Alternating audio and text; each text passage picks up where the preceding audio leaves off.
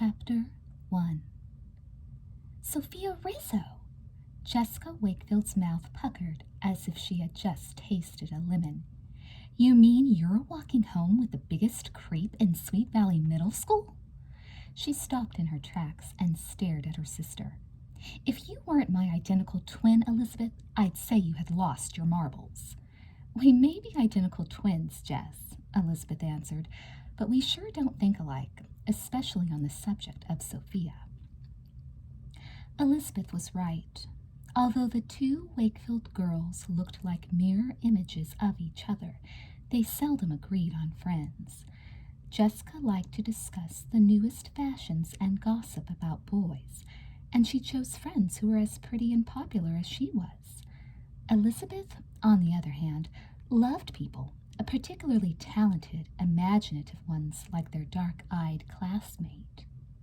Jessica turned on her heel indignantly, her sun-streaked ponytail bouncing. Suit yourself. I've got booster practice anyway. But I'm warning you, Liz. If you keep picking up strays, one of these days you're going to get bitten. Elizabeth laughed. She was used to her twins' strong opinions, but she was also used to going her own way. Even though the whole school seemed to dislike Sophia and her family, Elizabeth had taken the time to get to know the petite sixth grader. Only a few weeks before, Sophia had begun writing articles for the Sweet Valley Sixers, the class newspaper Elizabeth organized. What a surprise Sophia's first articles had been. They were the funniest, best-written stories that had been turned in all year. If Sophia Rizzo bites me, I hope I catch her way with words. Let everyone else make fun of the Rizzo's old house and whisper about Sophia's bad brother. Elizabeth was getting to know her new reporter better every day, and she was getting to like her more and more. I just don't see why you have to spend time with a social reject, Jessica persisted. I mean, her brother is a criminal. Elizabeth had heard that Anthony Rizzo had stolen a VCR from someone's house and had been sent to reform school. But what did that have to do with Sophia? If her brother made some mistakes, does that make Sophia a criminal too? Elizabeth asked. It makes her off limits for anyone who cares about her image. Jessica was always worried about what other people, especially important people, thought. Well, Sophia is turning into the best reporter on our paper. To me, that's more important than a lot of silly gossip. Elizabeth looked at her watch. I'd better get going. I told Sophia I'd meet her after school so we can squeeze some news about the play out of Mr. Bowman. This could be our lead story, and I want Sophia to help write it. Suddenly, Jessica looked interested. That's right, she exclaimed. Like many of the students at Sweet Valley Middle School, Jessica had been anxious for the English teacher to announce the name of the play that would be the school's biggest production. Jessica, who loved performing, was counting on a leading role. I can't wait to try out. I hope he picks a really splashy musical with lots of singing and dancing. When the news breaks, Jess, Elizabeth promised her sister, he'll be the first to know, okay? You bet. Oh, Liz, since you're not doing anything important, would you take these books with you? I just know the squad is going to want to stop in at the Dairy Burger after practice. Before Elizabeth could tell her twin that working on the Sixers was at least as important as munching fries and drinking shakes with her friends, Jessica had dumped 3 textbooks and a fat spiral notebook into her arms with a, "See you at home, big sister." Elizabeth stood on the wide front steps of the school and watched her twin race off to practice. Even though the two of them joked about Jessica's being 4 minutes younger, sometimes Elizabeth really did feel like an older sister to her headstrong identical twin. Sophia, small and dark, joined Elizabeth at the top of the stairs. I thought maybe you'd forgotten our meeting, so I came looking for you, she said. Here, let me help you with those books. It looks like you're doing homework for 2. Grateful, Elizabeth let her new friend take some of the books, and together they headed back into the sprawling brick school. I may not be doing homework for 2, she told Sophia, but I sure am carrying it for 2. I guess Jessica doesn't want the crowd at the Dairy Burger to think she's a bookworm. At the mention of Jessica, Sophia's face took on a faraway look. Gee, she admitted, I only wish I had half the friends your sister does. She's always so busy, just like you, Elizabeth. Not exactly like me, thought Elizabeth to herself. If she were Jessica, she'd have turned the other way as soon as she spotted Sophia Rizzo. I don't think either of us is missing anything by not being with the snob squad at the Dairy Burger, Sophia. She smiled. It's funny. I like most of the girls who'll be there, but somehow when they all get together, they're not as nice as when you talk to them alone. I know what you mean, Sophia agreed. The two girls stood wordlessly in the hall, and Sophia seemed to be trying to decide something.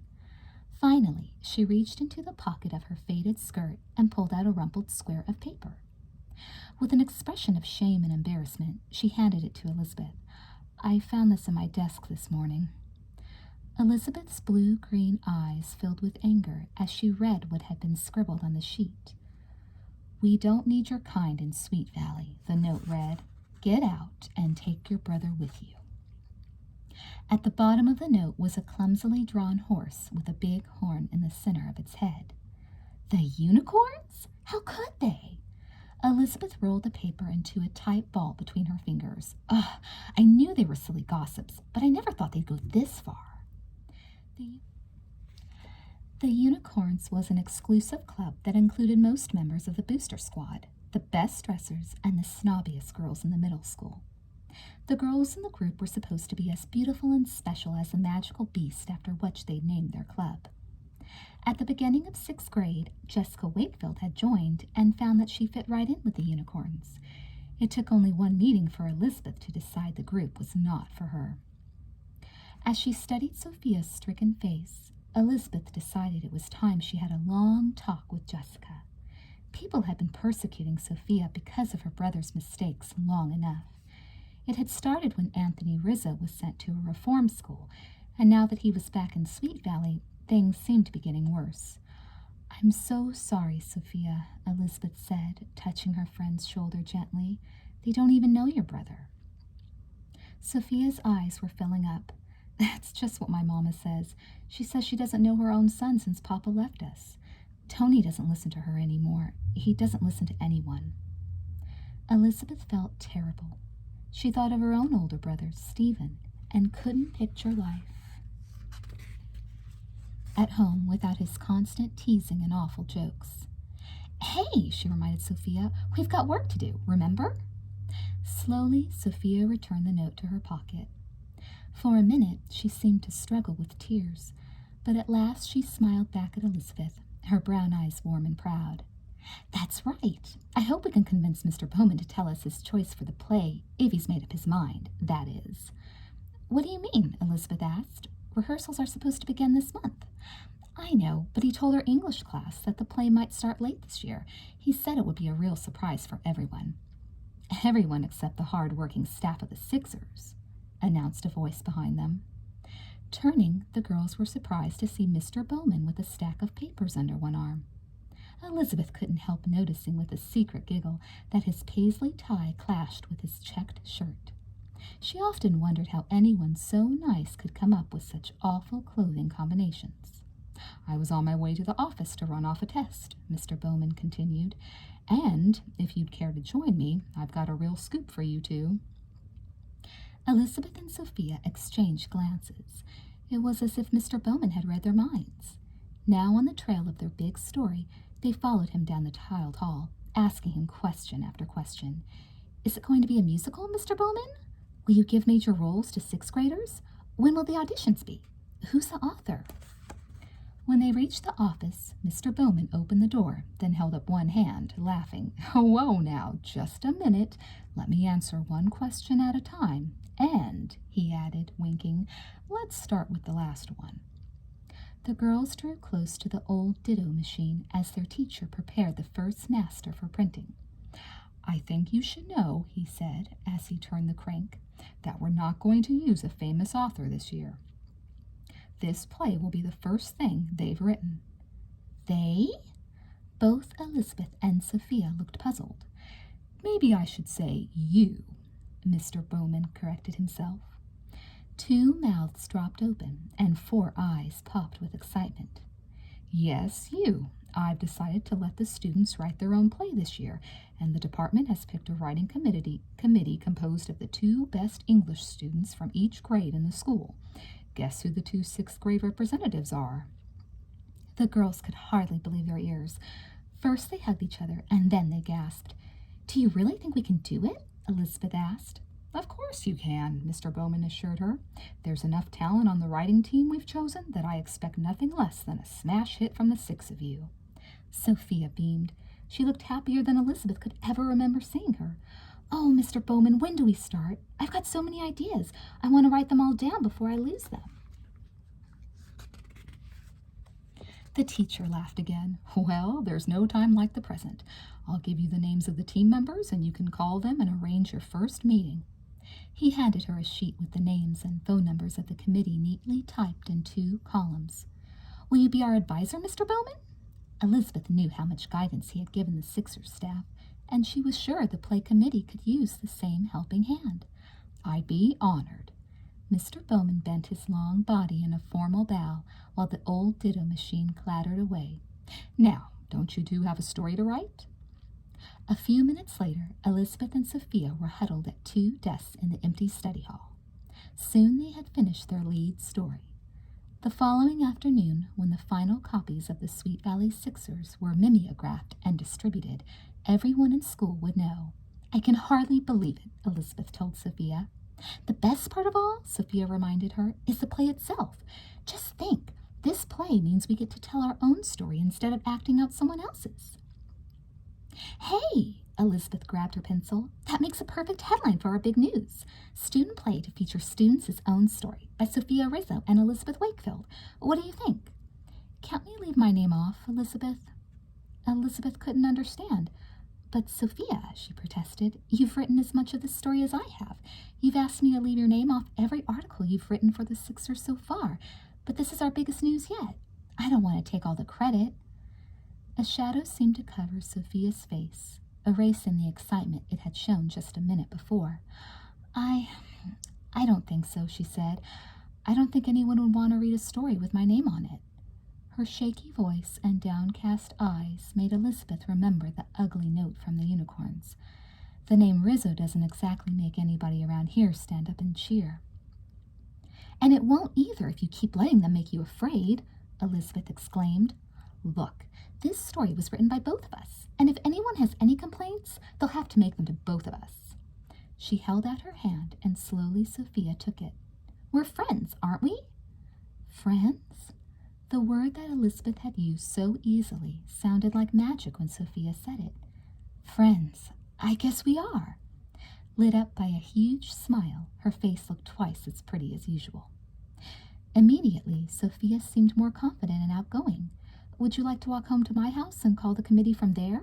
She asked, grabbing her sweater and gathering her books. I've been writing plays for Tony and me ever since we were little. I'd love to show you some of them. No one Elizabeth knew had ever visited the Rizzo's small house near the Patman's canning factory. Elizabeth thought of all the rumors she'd heard about Anthony Rizzo, Sophia's brother, all the talk about how he had turned bad after their father left them, how he should have gone to prison instead of reform school, how he'd never amount to anything. Then she remembered the note from the unicorns and the hurt in Sophia's eyes. It was time someone got to the bottom of things and put an end to all the gossip. Smiling and hoping Sophia couldn't see how uncertain she felt, Elizabeth picked up her books and joined her friend. I'd be glad to come home with you, she said, and I'd love to read your plays. Chapter 2. Sophia's mother greeted the 2 girls at the Rizzo's tiny house. She was small and dark like her daughter, and, like Sophia, her clothes were faded from age and countless washings. Mrs. Rizzo shook Elizabeth's hand and waved her into the living room. Even though the outside of the house had paint peeling away and shutters that hung away from the windows, the inside was cozy and well cared for. The furnishings were simple, but each piece was covered with bright, hand-crocheted pillows and afghans. Carefully tended plants brightened the room. Mrs. Rizzo spoke with a heavy Italian accent. Elizabeth noticed that she moved very slowly and limped when she walked into the kitchen to get the girls' drinks. But she seemed almost as excited and happy as Sophia herself when she heard about the school play. "That's so wonderful," she said, clapping her hands like a child. After Sophia and Elizabeth called everyone on the list and set up the first meeting of the play committee, they went to Sophia's room. From the drawer of a small dresser by her bed, Sophia pulled out a stack of papers and several bulging notebooks. "I've never showed these to anyone before," she told Elizabeth shyly, "except, of course, Mamma and Tony." They sat on Sophia's faded, flowered bedspread, and Elizabeth opened one of the notebooks. It was filled with short plays and sketches, some written in a childish scrawl, others in more grown-up script. "I guess I started writing as soon as I could pick up a pencil," Sophia said apologetically, as Elizabeth paged through some of the poems, stories, and plays. The early plays had only 2 parts, usually a beautiful princess and a troll or wizard. All the trolls and wizards' lines had big T's for Tony written in front of them, and all the princesses' speeches were preceded by S's for Sophia. "You notice I always typecast?" Sophia winked mischievously. "I guess that's why Tony started calling me Princess." Elizabeth could hardly believe Sophia was speaking so fondly of the boy everyone said such horrible things about. As she read over some of the skits, she couldn't help laughing. Even the early ones had a funny, sweet quality that kept her reading from one page to the next. As she read, she tried to imagine Sophia's brother helping his sister stage the stories for their mother. It was like trying to imagine Jesse James starring as Peter Pan. "Where is your brother?" Elizabeth asked nervously. "He's in school. Should be home any minute." Suddenly, Elizabeth felt she should leave. She had met Tony Rizzo once before, when he'd come to pick Sophia up from school, and she didn't like him. "Well, I'd really better get home now. I'll see you at school tomorrow. Maybe you and I could run off the Sixers and hand them out after school." "I'd like to, Elizabeth." Sophia looked worried, "but I promised Mamma I'd help her shop." She looked down at her hands. "You see, we don't have a car, and Mamma can't get around too easily. When she had a job at the factory, people at work used to give her rides home or to the store." She raised her head and studied Elizabeth's clear, blue-green eyes. "But her leg got worse, and she had to stop work. Now there's just me and Tony to help her. And Tony, well, he's not the same as when we were little. He doesn't seem to care anymore." "Never mind," Elizabeth said, wishing she hadn't asked. "I can get somebody else on the staff to help me." She handed Sophia the stack of plays and smiled gently. "These are good, Sophia, really good. I especially like the one about the girl who feels jealous of her little sister. I've heard a lot of kids in our class complain about how the babies in their families always get more attention." "I guess I've outgrown fairy tales," admitted Sophia. "I used to love adventure and romance, but now I like to write about things that happen to real people." "But you don't even have a baby sister." Sophia smiled. "I don't need to. All I need to do is understand how one would make me feel." "Well, you sure are terrific at putting yourself in other people's places." Elizabeth thought for a moment. "Hey, do anything you have to do after school tomorrow, but don't you dare miss our committee meeting on Wednesday. We need you." Elizabeth thanked Mrs. Rizzo, then hurried out the door and headed home. Elizabeth knew that what she told Sophia was true. The committee really did need her special gifts. In fact, this year's play might very well be the best ever because of the way Sophia could crawl into people's heads and know just what they were thinking. As her path took her back into her own familiar neighborhood, filled with spacious homes on carefully manicured lawns, Elizabeth wished that more people shared Sophia's talent for understanding others. But as Jessica came bounding out of the Wakefield's front door, Elizabeth wondered if the happy, pampered kids of Sweet Valley would ever be able to put themselves in Sophia's place. "Wait till you hear." Jessica's smile was so broad it showed the dimple in her left cheek. "It's too good to believe. Try me." Elizabeth couldn't help smiling, even though she had no idea what Jessica was so excited about. We're going to LA next month. Dad's biggest clients want company for their daughter on a weekend trip. Mr. Wakefield was a lawyer in Sweet Valley, and the family was used to entertaining his firm's clients. We'll go shopping, stay at a big hotel, and best of all, we'll see Shout. Isn't it too perfect? Jessica jumped up and down as she led her sister into the Wakefield sunny, Spanish-tiled kitchen. Their mother was already home from her part-time job as an interior designer. It's true, she told Elizabeth with a wink. Your father called me at work today. It seems you two are headed for an overnight trip to the big city.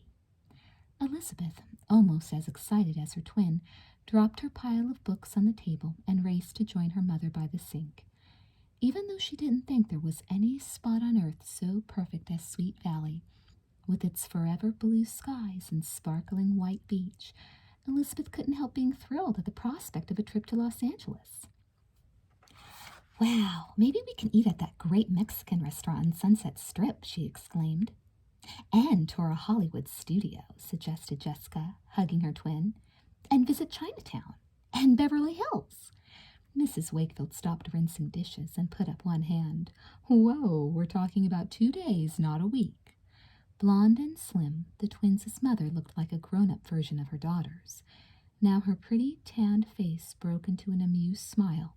I don't think the Martins have quite enough time or energy for everything you've got planned. At least we'll get to see Shout. Jessica, who kept a life-size poster of the popular musical's dancers over her bed, couldn't wait to see the show. She counted the time before their trip on her fingers. It's nearly 6 weeks till we leave. I'll never last. I just know I'll die of excitement first. Her enthusiasm seemed to light up the room. I know every one of the songs by heart, and I've made up some great dances to go with the record. With that, she grabbed her mother by the waist and gracefully whirled her around the kitchen. Elizabeth couldn't resist joining them, and soon all three were twirling across the floor. Laughing as hard as her daughters, Mrs. Wakefield scattered drops of water behind her as she danced. Hey, time out, she protested at last. If I don't get these dishes rinsed and in the washer, I won't be able to pick up Stephen from basketball practice. She glanced anxiously at her watch. Unless, of course, I've got 2 volunteers who will finish the job for me. Jessica's smile vanished, replaced by a tragic expression that would have been appropriate for a lost orphan. Mom, I wish I could help, but Miss Weiler gave our class enough math homework to keep me busy from now until midnight. I guess she thinks we're all math whizzes like Elizabeth. Elizabeth grinned. I think I know just where that compliment is leading, little sister. She stepped beside her mother and took a plate from the water. Go ahead, Mom. You can pick up Stephen while I finish here. I only wish Jessica had time to stay and hear about the play. She stacked the plate in the washer, then glanced over her shoulder at her twin. I'll bet if she didn't have so much homework, she'd be thrilled to learn she knows the authors personally. What? Jessica exclaimed. You mean Mr. Bowman's chosen our show? Oh, Liz, maybe I could put off my math for just a minute or two. Elizabeth smiled mischievously. Long enough to help me with these dishes? Their mother laughed and headed for the garage. Thank you both, she told them. I'll be back with reinforcements in a minute. If she means Stephen, Jessica said grimly as she took a plate from her twin, we'll have to wait more than a minute before he helps with the dishes. Elizabeth bent her head, scrubbing the bottom of a frying pan. How can you say that about our considerate older brother? Why, I'm certain he helped rinse the dishes last Thanksgiving. Come to think of it, added Jessica, you're right. That was the last time he cleaned his room, too. Not true, announced the tall, brown-haired boy who stepped suddenly through the back door. Stephen! The twins exclaimed in surprise. Some people, growled Stephen, looking pointedly at Jessica, shouldn't talk about neat rooms, especially people who try on their whole wardrobe every day before school. Jessica ignored her brother's teasing remark and dried her hands on a dish towel. I thought you were at basketball practice. Mom just went to pick you up. Stephen ambled toward the refrigerator, opened the door, and stared at the food inside. I got a ride home. Hope Mom's not sore. After loading a plate with 3 slices of bread, Swiss cheese, ham, 2 tomatoes, and a dill pickle, he closed the refrigerator door and sat at the kitchen table. "It's amazing," noted Jessica, sitting beside him. "Practically a scientific miracle. The way you stuff yourself, you should weigh 300 pounds. Trim and athletic, Stephen grinned at her. "I do. It's all in my brain." "Your fat head, you mean." "Hey, you two," Elizabeth reminded them. "While you're arguing, I'm the only one finishing the dishes." "Sorry, big sister, but Mr. Big Deal high school freshman never does his share." Jessica remained seated, pouting dramatically while her brother started constructing his triple-decker sandwich. "Besides, Liz, you didn't tell me about the play." "Ah, yes," interrupted Stephen. "I remember when I was an immature middle school student. We put on the best play in the history of the school. So whatever show you've picked," he announced between bites, "it'll never be as great as the job we did." "The only great thing about the show you were in," said Jessica, "was that you had a small part." "We aren't picking a show this year," Elizabeth told them proudly. "We're writing one ourselves." "What do you mean?" Jessica looked shocked. "Aren't we doing a musical?" "That depends on what the committee decides." Elizabeth couldn't hide her excitement any longer. Earlier, the prospect of a trip to Los Angeles had made her forget her own big news. But now, her face glowing, she told her sister and brother about Mr. Bowman's decision to let the students write their own play. She told them how he'd chosen 2 students from each grade to develop the show. Finally, she described her visit to Sophia's house and the wonderful plays her talented friend had written. "Liz, are you telling us that the most important event of the whole school year is in the hands of Raggedy Rizzo?" Jessica gave an anguished cry. "Sophia and 5 other kids, including your own sister. Besides, if you've been with me this afternoon, you know what a terrific writer Sophia is." "If I'd been with you this afternoon," said Jessica, wrinkling her nose in disgust, "I'd probably have been sick. Honestly, Liz, I can't believe you set foot in that girl's house." "Yeah," agreed Stephen. "I'd sure think twice before I visited that neighborhood. Who needs to hang out with losers like that?" In an instant, Elizabeth's happiness about the show was destroyed.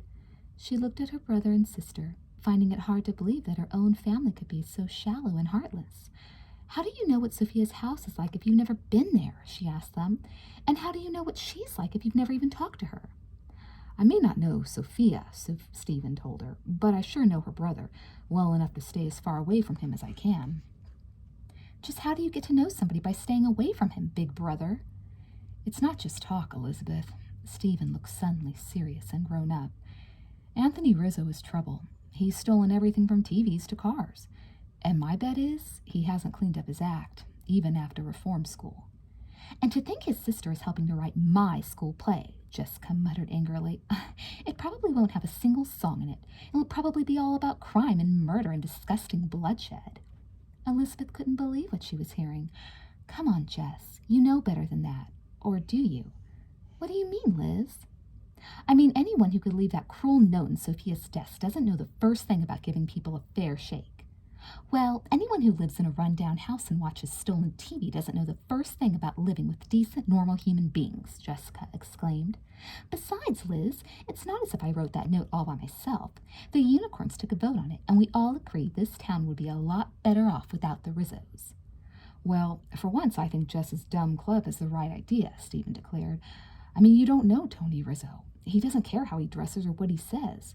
When he's in school at all, that is. I'll bet he hasn't been to half his classes this year." Stephen paused, then leaned toward Elizabeth. "And what do you suppose he's doing on all the days he's absent?" "Probably taking things that don't belong to him," Jessica guessed before Elizabeth could answer. "I sure hope you know what you're getting into, Elizabeth." Without finishing his sandwich, Stephen stood up and carried his plate to the sink. "She doesn't care, Stephen," said Jessica. "Whenever Lizzie likes someone, she plunges right in without thinking. Why, if she keeps on being friends with the Rizzos, she'll be as much a social outcast as shabby Sophia." Elizabeth was tired and angry. She was disappointed in Jessica and Stephen, and even more in herself for not being able to persuade them to change their minds. "If being friends with Sophia," she said, loading the last dish and closing the dishwasher, "means being left out by snobs like the unicorns, then I won't mind in the least." Chapter 3. Tired and discouraged, Elizabeth had just opened the door to her room and gotten a glimpse of her inviting blue bedspread when she heard a familiar voice on the landing. "Where's my other favorite daughter?" "Daddy!" Elizabeth raced back down the stairs to give her father a welcome home hug.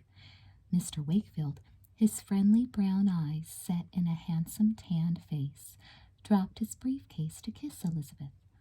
"Boy, I'm glad you're home," she told him, feeling now that everything would be set straight.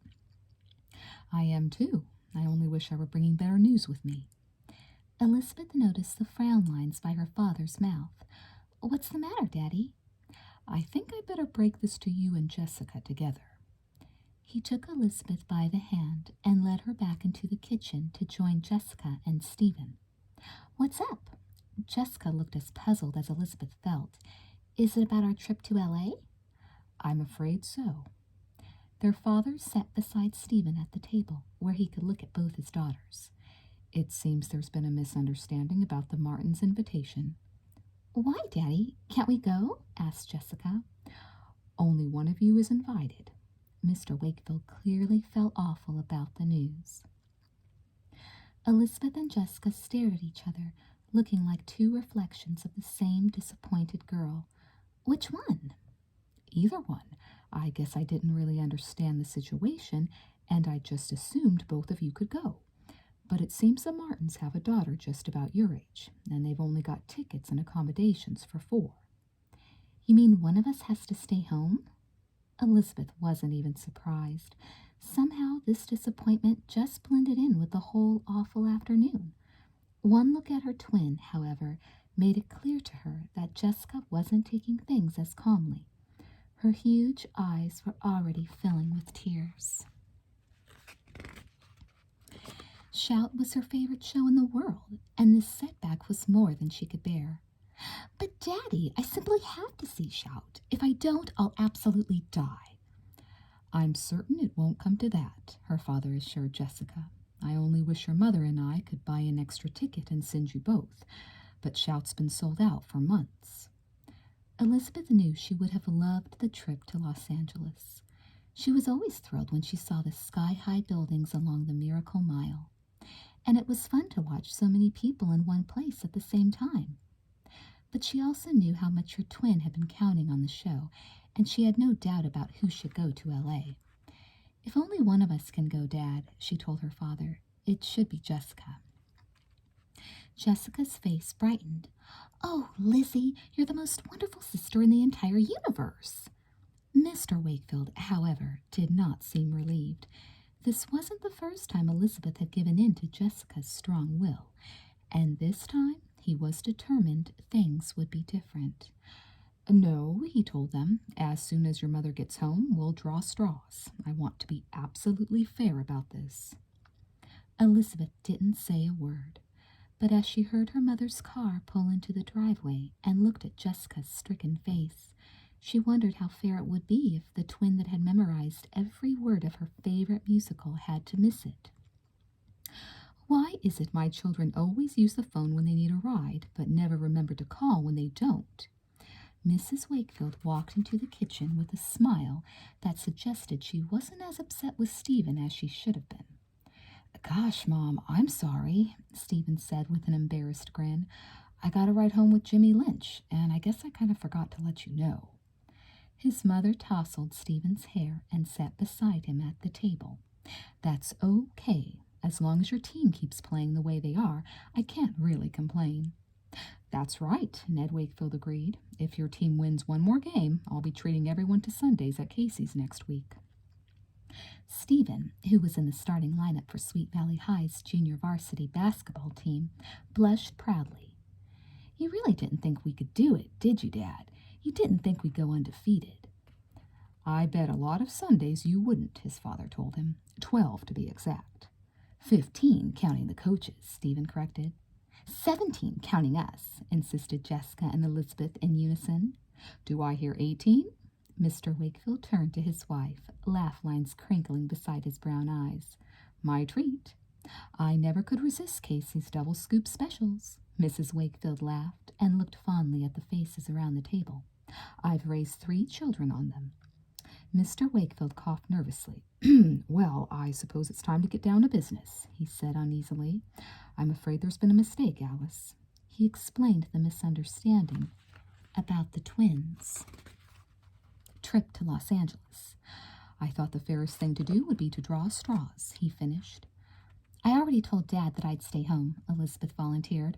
After all, the trip's not for almost 6 weeks yet, and I'll be busy working on our play. She was dying to tell her mother the good news, but she knew that it would have to wait. Or maybe you and I can visit that little antique store that's opened up off Beach Drive. She loved browsing through old, rusty treasures and helping her mother find something that would add the finishing touch to a client's home. I'm afraid your dad and I have already committed ourselves that weekend, Elizabeth. Mrs. Wakefield stood up and took a plate from the cupboard over the stove. She piled it with crackers, fruit, and cheese. That's the day of the Sloanes' anniversary. They've invited us to a big boat party, so whoever stays home will be on her own. She returned to the table, placing the snack in the center.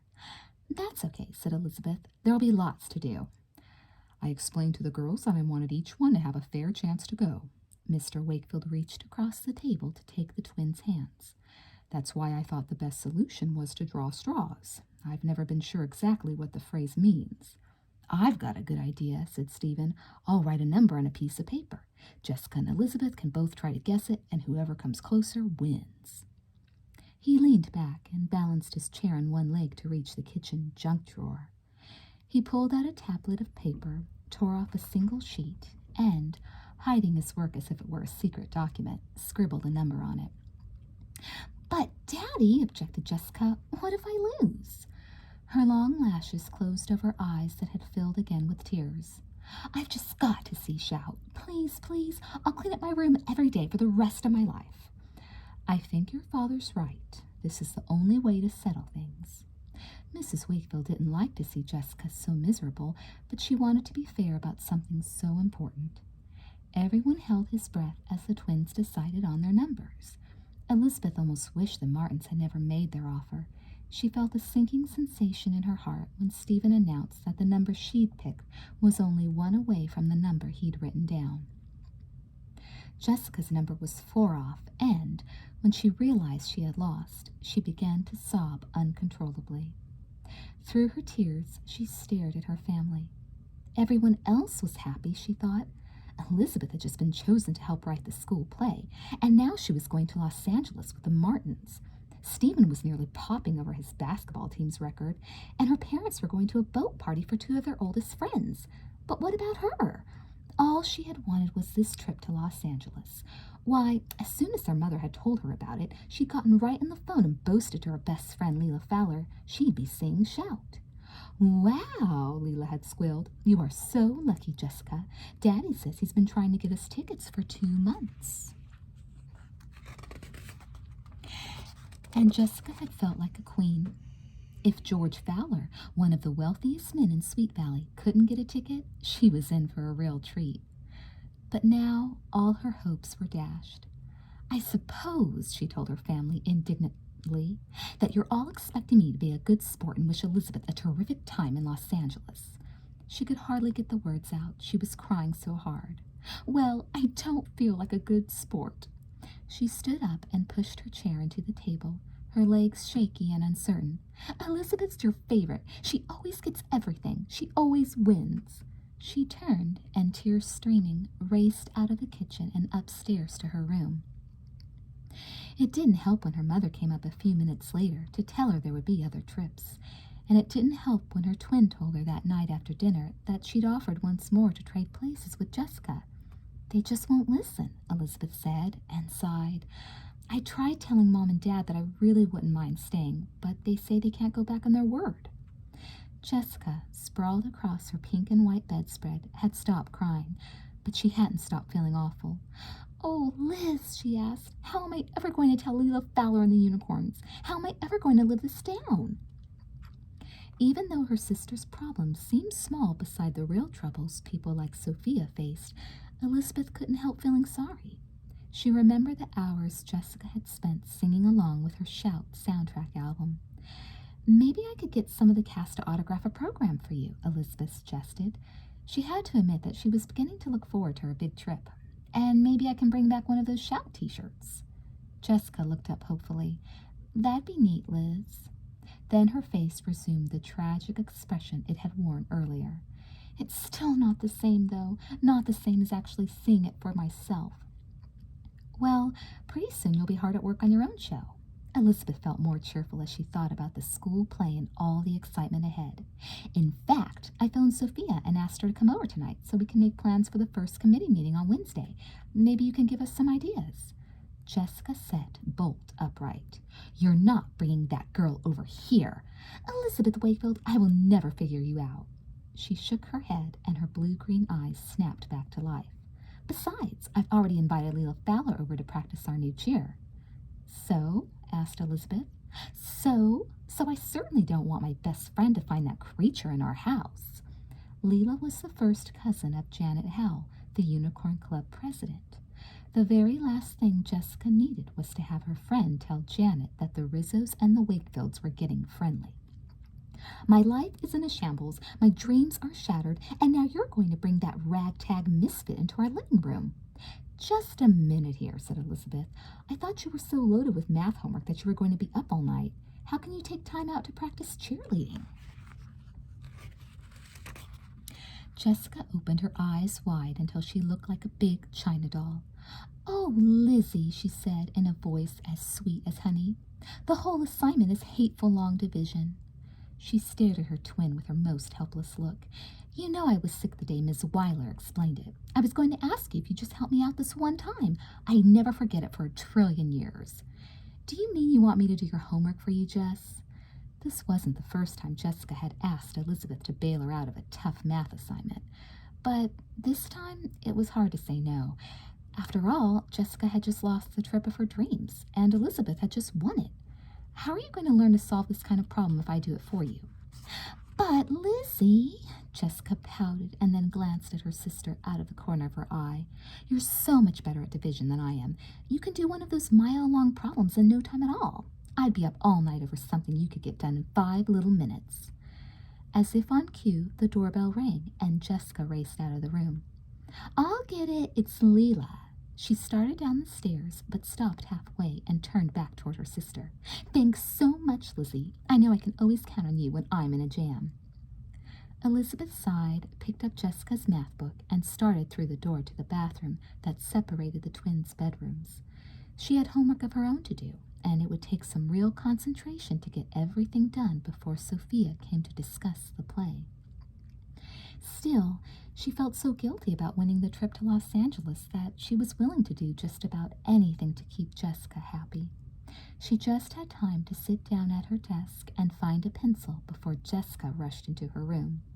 Leila and I are going to be practicing in the family room, so if you must bring that awful girl here, could you make sure you two stay upstairs? Guilt or no guilt, Elizabeth became furious at her sister. Jessica, I don't think you understand. I like Sophia. I don't care what you or your snobby club think about her or her family. She's funny and smart and a lot nicer than all the unicorns put together. In fact, she added, closing the math book and turning to face her twin, she and I are good friends, and I'm not about to hide it. This time, when the doorbell rang, Jessica stayed frozen to the spot. Oh no, she wailed. That must be her, and Leila's right downstairs. Sure enough, the twins' mother opened the door, and Elizabeth heard a friendly voice say, Hello, my name is Sophia. I'm a friend of Elizabeth's. When Elizabeth got downstairs, Mrs. Wakefield had shown Sophia into the living room, where Leila was waiting for Jessica. Elizabeth and Jessica had known Leila Fowler since kindergarten, and Jessica had always liked the spoiled, confident girl a lot better than her sister did.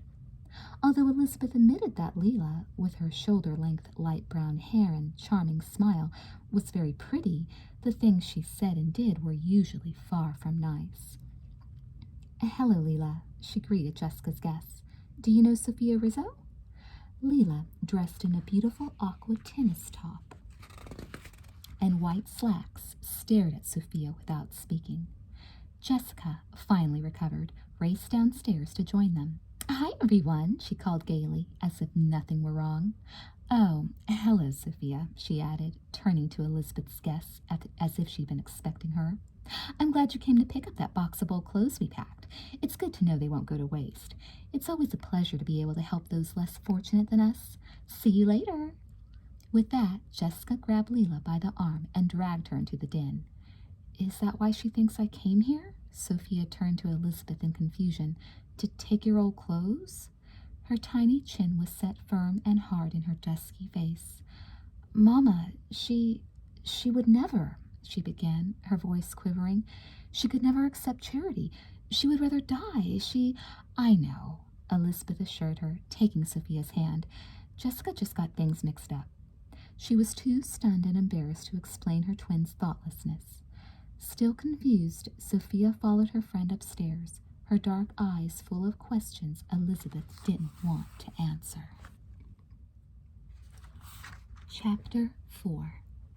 The clock radio and the delicious aroma of her mother's blueberry pancakes woke Elizabeth early on Wednesday morning. She turned lazily in her bed to stare at the ceiling before she remembered that today was the first meeting of the play committee. Suddenly she couldn't get ready for school fast enough. She and Sophia had thought of some wonderful plots for the play, and now she was eager to hear what Mr. Bowman and the others thought of their ideas. Elizabeth raced into the bathroom. As she brushed her teeth, she listened to the sound of Jessica's clock radio through the door. She knew her twin would be sleeping peacefully despite the loud music. If there was anything Jessica loved more than new clothes, it was sleeping. Elizabeth opened the door and peered at her sister's sleeping form. "Come on, lazy bones," she called. "Time to face Miss Weiler." "Oh," Jessica groaned and rolled over onto her side. "I can't. Thanks to you, I've missed every question on my math homework for 2 straight days." Jessica's head disappeared under her sheet. "Oh." "After the way you've been treating Sophia for the past couple of days, you're lucky I'm still walking to school with you." Elizabeth scrubbed her face, then picked up the skirt and blouse she had laid out the night before. "If you think I'm going to teach you long division before you learn to be nice to Sophia, you better think again." "Lizzie, you know I promised to set things straight, and I will." Jessica rubbed her eyes and sat up in bed. "I'll be as sweet as can be to Ragbag today. Boy, from the way you're acting, you'd think I was the criminal." Elizabeth zipped up her skirt and stepped in front of the mirror. "Jess, I'm sure you had plenty of help. After all, the unicorns could come up with a scheme as nasty as accidentally locking all Sophia's books in the girls' room broom closet." Jessica pouted. "Honestly, Liz, you'd think that girl were more important to you than your own sister." "Of course not, silly. It's just that I like you both too much to stand the thought of your not liking each other." She smiled as Jessica walked sleepily into the bathroom. Her twin joined Elizabeth at the full-length mirror and stuck her tongue out at her own reflection. "Why do you always look so much better than me in the morning, Liz?" Elizabeth laughed. She studied the 2 images in the mirror and couldn't see a bit of difference between them, except that one was almost dressed for school and the other still wore a lacy pink nightgown. Both had the same wavy, long blonde hair, blue-green eyes, and friendly smile. "I hate mornings," Jessica complained, trudging back to her room. "I can never find anything to wear." She turned back to glance slyly at her sister. "Oh, Liz, that blouse would go perfectly with my new painter pants." Elizabeth paused with the blouse she'd been pulling over her head. "Jessica," she scolded, "if you'd pick out your clothes before you go to bed, we wouldn't have to go through this every day. This blouse also goes perfectly with the skirt I'm wearing." Jessica surveyed her closet full of clothes. It bulged with skirts, pants, sweaters, and blouses in every imaginable shade. "I have no decent clothes," she moaned. "Everything I own is disgusting. I'm sick of every single thing." "Here." Elizabeth walked over to her twin's closet and selected a pretty top in a cool blue. "This is almost the same color as my blouse. It's just a little darker." Jessica brightened. "You know, Lizzie, you're right. This will look good." She took the top from Elizabeth and carried it into her twin's room. "In fact, I think it just matches those new earrings we picked out at the mall." She walked to her sister's dresser and reached into the jewel box on top.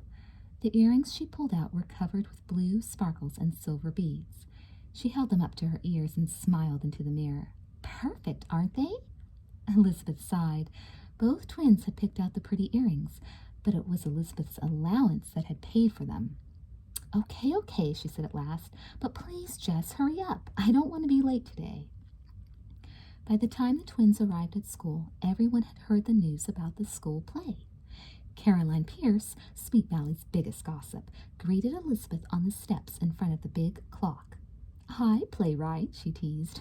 What's the play going to be about? Her straight red hair was pulled back into a tight ponytail that made her green eyes seem even rounder than usual. I don't know, Caroline, Elizabeth told her. We haven't even had our first meeting yet. And, Jessica added, if she did know,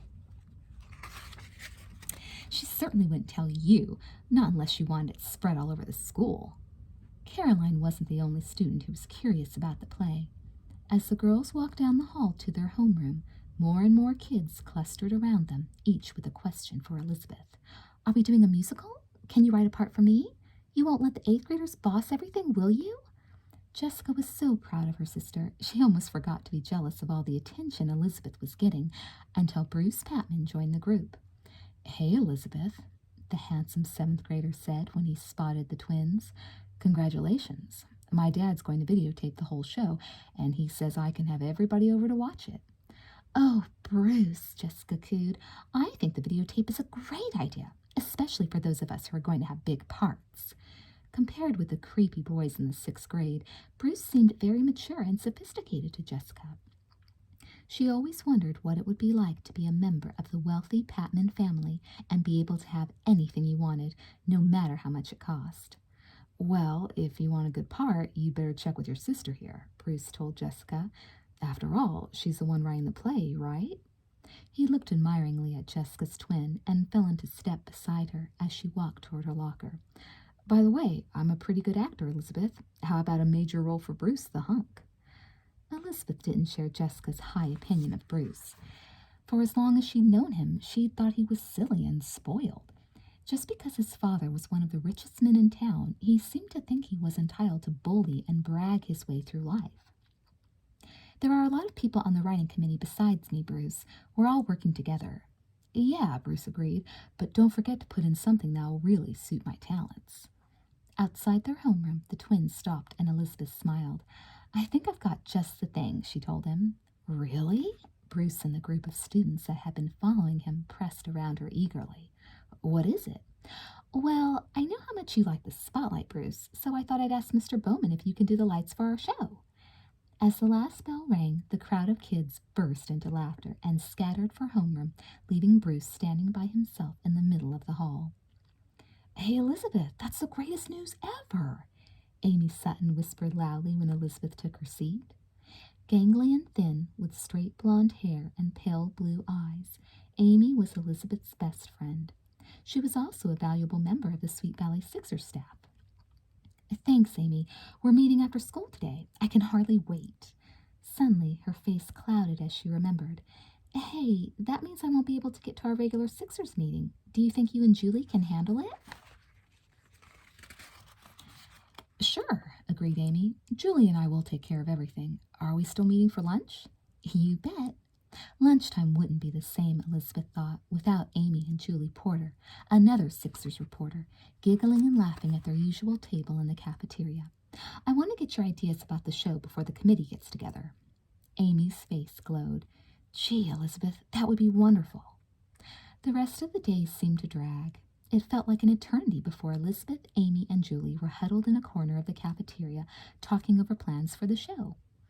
Outgoing and friendly, with pretty red hair and huge green eyes, Julie was a talented pianist and a good writer. She and Elizabeth always got along well. I sure hope you write a play we can identify with, Julie confided over their untouched pizza burgers, a cafeteria special that all the kids at school joked about but almost never ate. I mean, shows like The Sound of Music are nice, but what do they have to do with us, with the things we think and do? You're right, Amy agreed. Why can't we have a show about us, about what it's like to be in middle school? That's a great idea, Elizabeth exclaimed. I just hope everyone on the committee agrees. I know Sophia will. I thought you said those stories she wrote were about fantasy princesses and toads and things. Elizabeth had spent most of the lunch period the day before telling her friends about the stories and plays she'd read at Sophia's house. Those were the things she wrote when she was little, Elizabeth explained. You should read the stories and plays she writes now. Elizabeth remembered the skit about the girl and her baby sister. I'd say those are close to home, and great too. I couldn't believe anybody at our age could write like that. Speaking of Sophia, said Amy, where is she? She craned her thin neck to scan the big windowed room. I never see her at lunch. I don't know, Elizabeth told them. I guess she goes home for lunch a lot. Her mother can't get around very well, so maybe Sophia needs to go home and help out. Gee, that's rough. Amy looked genuinely sympathetic. Maybe we could invite her to have lunch with us sometime. Sure, why not? Why not what? Brooke Dennis, the daughter of a well-known Hollywood screenwriter, had just carried her tray to the table. Even though she had gotten off on the wrong foot with all three girls when she first moved to Sweet Valley, she was now a good friend. We were just thinking about making Sophia Rizzo a regular member of our lunch group, Julie explained. I remember a great place where Elizabeth and I had a picnic lunch right here on the school grounds. Why couldn't we eat there with Sophia? Brooke asked. Elizabeth recalled the shady patch of grass behind the gym. It's perfect, she declared, and smiled approvingly at Brooke. It makes a great hideaway. In fact, I don't know why we haven't gone back there. We could all bring sandwiches and drinks from home. That way Sophia can bring lunch without feeling left out. Terrific, Amy exclaimed. I'll bring some of the fruit my aunt just sent from Florida.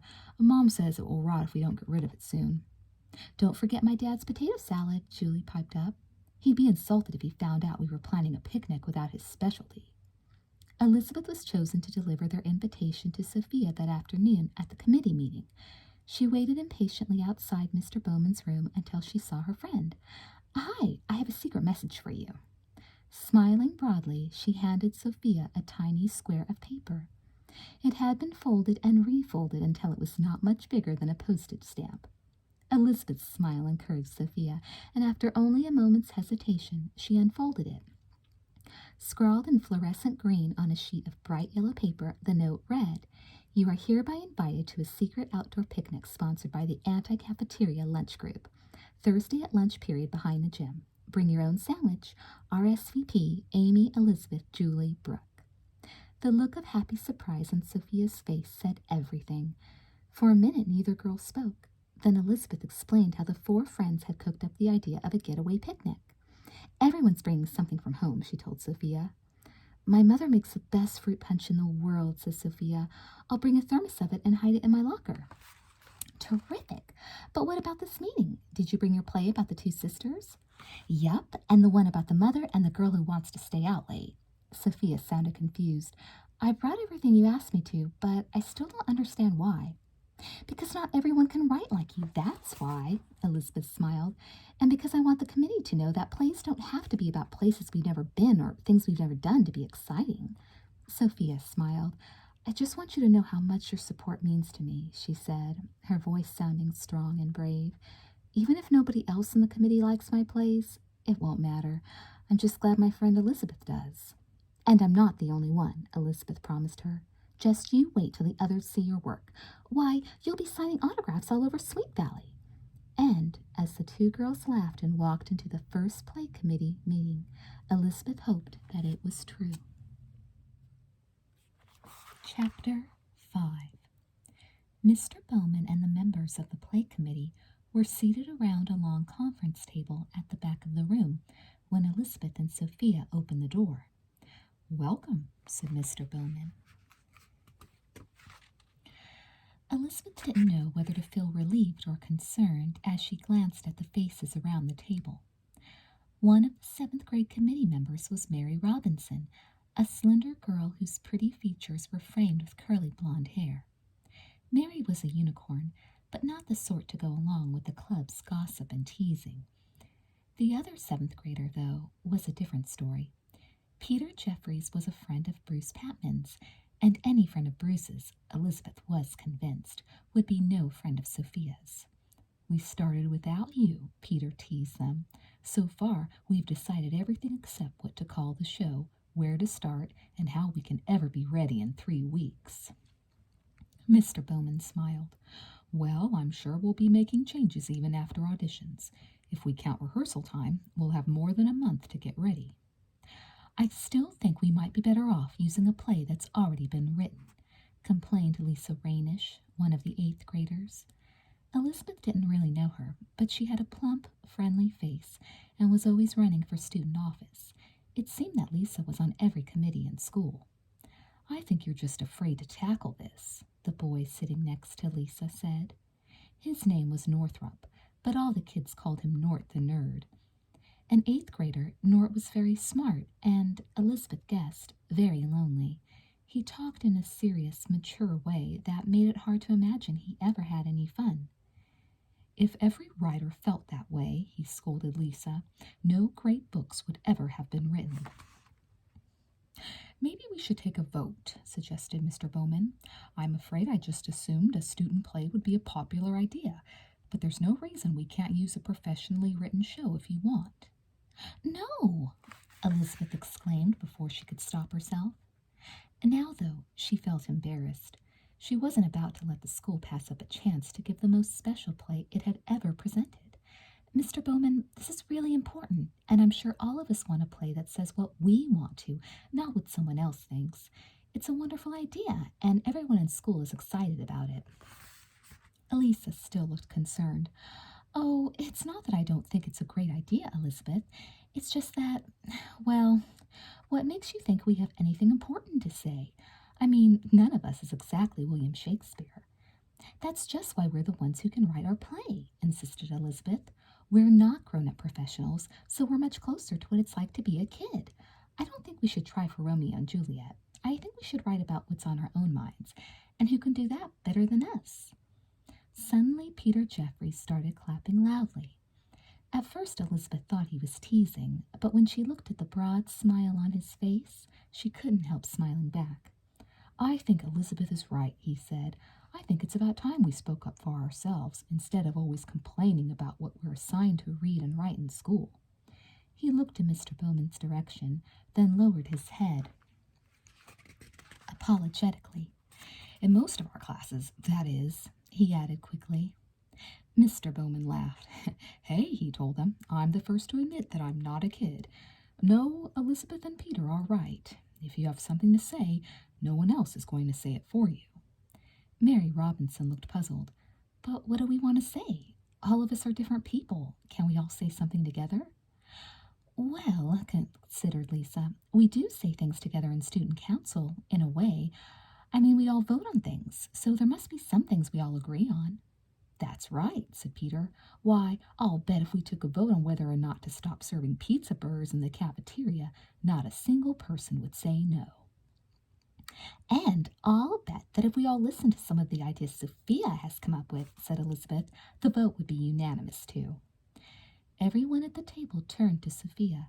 She was the only committee member who hadn't spoken so far.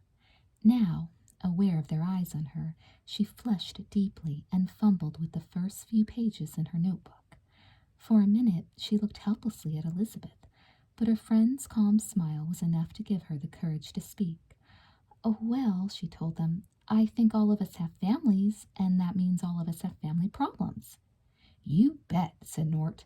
Has anyone here ever tried living with a father that gets disappointed by an A-? Or a mother who insists that all my phone calls be less than 3 minutes long? Asked Lisa. Of course, Sophia, what you're saying is true, said Mary, but we can all sit around this table griping about our parents and still not come up with a play. I mean, how do you show this stuff on a stage? By showing both sides, I think, Sophia answered, by letting characters that we all know speak for themselves. That sounds okay, but what makes you think we can do it? Asked Peter. He looked interested as he leaned across the table, an earnest expression on his face. I think you can do it, for one thing. Mr. Bowman looked around the room. You're excellent writers and creative thinkers. That's why you're here. I don't think we can do it, added Elizabeth. I know we can. She nudged Sophia, smiling encouragement. In fact, Sophia's already started for us. Sophia, why don't you read the scene about the girl who wants to stay out late? Blushing with embarrassment, Sophia sat motionless at the table. Elizabeth turned Sophia's black notebook to the page she wanted. Sophia began to read slowly, her voice uncertain, but as she read on, she became calm and sure. Even though Elizabeth recognized Sophia and her mother in the characters, it didn't matter. As she and the others listened to the dialogue, it could have been about any girl and her mother. The scene was a short one, just a brief argument between the two over staying out too late for a movie, but it was filled with all the detail and complications of real life. Sophia finished reading and shut the notebook, still blushing furiously. There was nothing but silence at first. Mr. Bowman didn't say a word, but sat with his head bent as if he were still listening to Sophia. The others stared at one another as if they couldn't believe what they had heard. It was Nort who finally broke the stillness.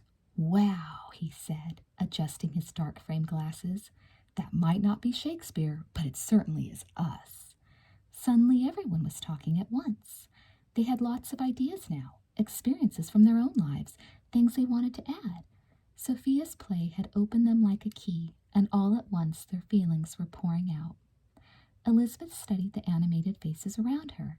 Then she glanced at Sophia's small, dark face, shy and smiling in their midst. Somehow, she wasn't sure why, Elizabeth felt she was watching a miracle. Even on the way home, walking with Sophia, the feeling that something special had happened remained. "You know," she told her friend, "that's what I always thought writing was all about. The way you helped everyone see themselves more clearly, the way you made them interested in everyday things." She stared in open admiration at Sophia. "It's just what I hope I can do someday." "It's just what you did today," Sophia laughed, as happy as Elizabeth had ever seen her. "If you hadn't said what you did about speaking for ourselves, they never would have listened to me in the first place." "We make a great team," Elizabeth smiled, remembering the way the committee, especially Peter Jeffries, had heaped praise on Sophia. Maybe she'd been wrong to assume that a friend of Bruce would be just like him. "With my mouth and your talent," Elizabeth told Sophia, "there's no telling how far we can go." Sophia paused at the turnoff to her own street. "Don't you dare make fun of yourself that way, Elizabeth Wakefield," she scolded gently. "It's a talent to like people and to make them like themselves. And if you never write another word, you'll still be the most talented person I know." Elizabeth watched her friend hurry down the street toward her tiny house. Then she, too, turned toward home, feeling relaxed and happy. Today had been exciting, but it was just the beginning.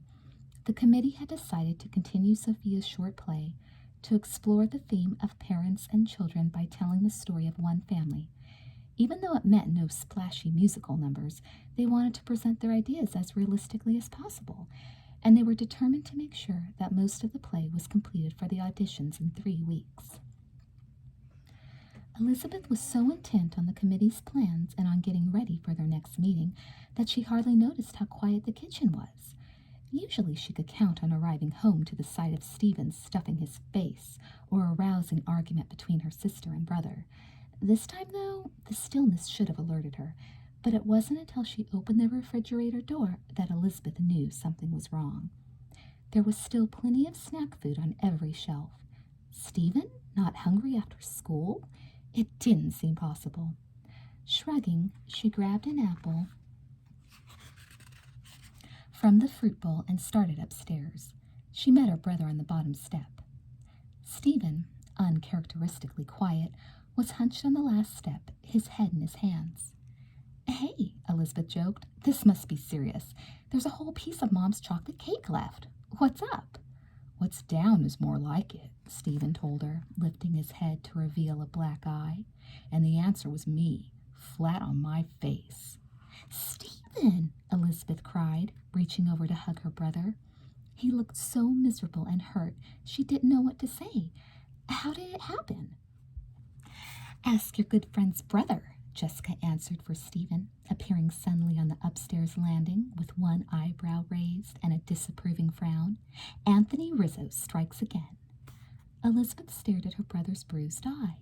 It had turned red and bloodshot, while the skin around it was dark and swollen.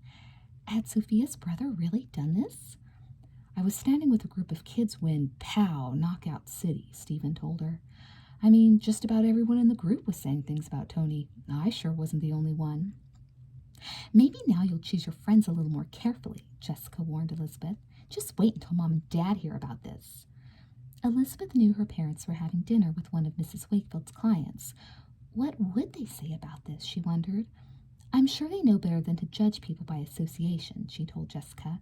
Anthony Rizzo is one person, and his sister is another. The person, in fact, she couldn't help adding, who has just been chosen to be head writer for our school play. What? Jessica exclaimed, outraged. You mean we're going to let a criminal sister write our play? If you mean Sophia, that's right. And it's not going to be some silly musical either. It's going to be a serious drama. Jessica was furious. This is just too much. First, I lost the chance to go to the greatest show ever written, and now I lose the chance to star in my own school play? Who says, Jess? Elizabeth asked. You can still try out for the show. There'll be plenty of really good parts. Not good enough for me, Liz, declared Jessica. If you think for 1 minute I'm going to have anything to do with a play written by the sister of the juvenile delinquent that punched my brother, you're nuts. But Sophia isn't responsible for what her brother does, Elizabeth insisted, angry and surprised at Jessica's reaction. She got up and went into the kitchen, opened the refrigerator, and emptied the ice tray. A minute later, she was back with a handful of cubes wrapped in a dish towel. Stephen, she asked, are you sure you didn't do anything special to make Tony Rizzo mad? Why on earth would he pick you out of the crowd to hit? She held the towel out to him and watched as he put it against his eye. He flinched as he felt the cold. I told you, Liz, nothing worse than the rest did. I was just agreeing with what Larry Harris said. A projector is missing from the AV room. He shifted uncomfortably as his eye felt colder. After they made the announcement in assembly this morning, a whole group of kids began blaming Tony. Larry called him hot fingers. I said that we should check his books for burn marks. Then a couple of guys started to try to get his science book. Things were sort of getting out of hand, so I tried to stop them. I remembered how you said we shouldn't judge Tony without a fair trial, so that's what I said. The next thing I knew, he hit me. Oh, Stephen, I'm sorry. You're sorry, Stephen shook his head. You don't have to walk around looking like a monster. He paused and looked at his sister. Even if I didn't prove anything to Tony Rizzo, that punch of his sure taught me a lesson. Elizabeth felt awful. She didn't see how the black eye could have taught her brother anything at all. What? She asked gently. Never to listen to you, that's what.